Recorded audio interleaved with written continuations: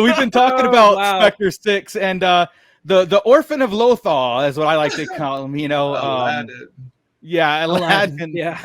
Actually was Aladdin when this first and that's why I really couldn't latch on to Rebels when it first came out. I was kind of like, I don't know what I'm doing here. Even it had stuff. It had to be like a long term or rewatch to me really grasp on, especially Ezra. You know what I mean?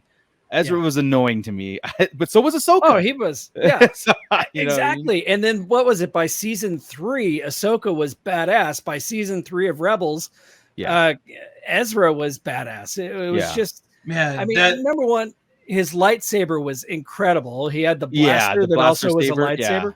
Yeah. Yep. I mean, he still suffered from the stay here, and he runs off and does and saves the day, kind of with no repercussion. No. I think he screwed up plenty of times going off to save the day. I mean, it kind of. Like even the Maul, when he left after Maul, he regretted that. Although Kenobi took care of it, it was like one of those things where he kind of learned his lesson. But in the end, that was his arc, right?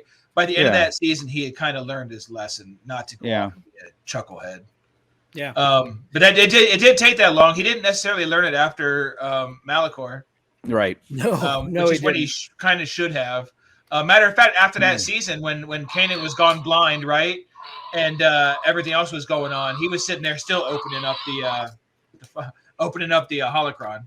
Right. You remember that episode where there was the episode where he had the holocron in his hand. It was right after Kanan got blinded, so it was the season finale of season 2. Yeah. Twilight of the Apprentice Part 2. And he's holding that, and the reflection of the red like shown up in his eyes, and all of us were like, "Oh, he's going full Sith." Yeah, Darth Maul's infiltration of Rebels and into Ezra was fantastic. Like their arc was fantastic. Where Maul, it was so funny. Like Maul kept calling him his apprentice. I'm going to complete your training and stuff. And Kane's like, "You'll never." And Maul just like, my apprentice might differ. Man, and Ezra never really fought him about it. No, right? he didn't. He did. Come on, my apprentice. He did. Yeah, but not then. There was a point. No, not at the beginning, but towards the end, he's like, I will never join you. The whole Luke thing. I'll never join you. But that was after the blinding stuff. It was up a little bit. He went back and forth with Maul.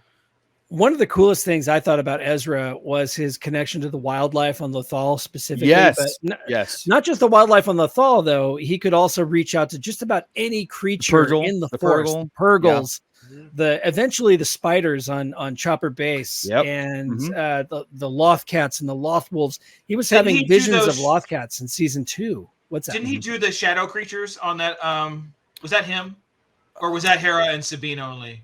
No, it was Kanan and Ezra together, the shadow creatures on that asteroid. Gotcha. Yeah.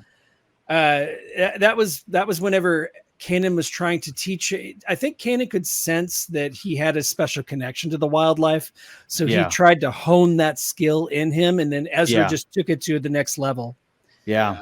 Oh, I love it. Yeah, with the Lothwolves, and then like I said, And then his penchant for grabbing onto nickname, or not nicknames, but aliases.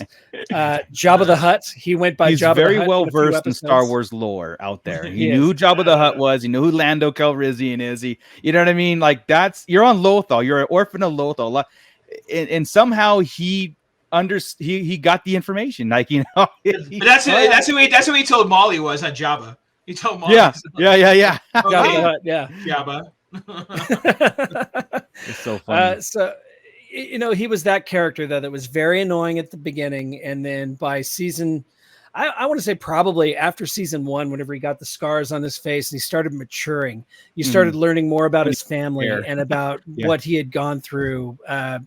You really started to gravitate. I personally really started to gravitate to him. He didn't annoy me anymore.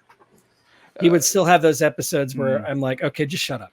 But he's still a good character. It's of course, everything's written as growth, right? Immaturity, and then you learn life lessons, and you go through things. That's like I said, Ahsoka had, to me, it was like the biggest growing pain until she, grew. I was like, oh crap, she's the best, character ever almost at this point. Ezra never got that way to me, but he did grow on me to the point. I guess it's always that I got to do this by myself, and I got to do this by myself, and stuff. It was kind of like, yeah, okay, I get it. I mean,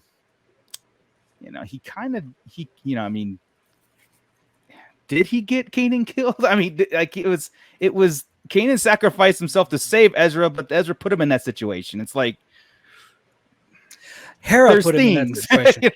Hera, actually, he was rescuing Hera. Yeah. So it wasn't Ezra that put him in that situation. Kanan went off to rescue Hera, and that's what got him killed.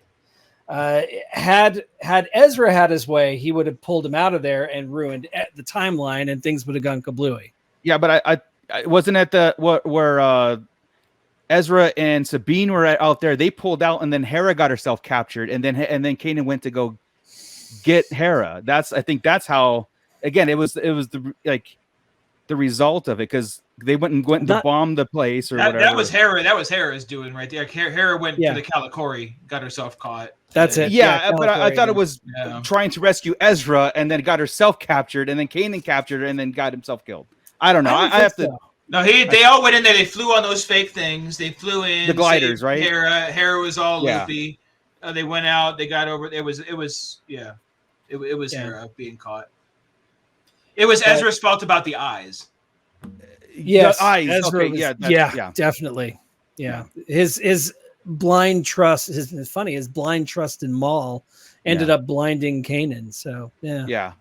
Which helped Kanan to see. Oh, what a wild circle it was. So good. Seriously, so it really was. And being a part of it too is the whole thing about Ezra is his growing. We got to see him grow. Yeah. Like even Scott said, like he never annoyed me, but like I heard that from a lot of people. Oh, what an annoying character! But we got to see him grow. We got to be when it's all said and done. When it's all said and done, I was like, wow, that was cool. But the journey was a little bit hard to take. It got rough. That's me. I mean, I that's just me, dude. We were having the same thing with Omega in the last 2 episodes with Omega. I was like, all right, then here we go. Exactly. Thankfully, a little bit faster on her journey. That's why we never give up.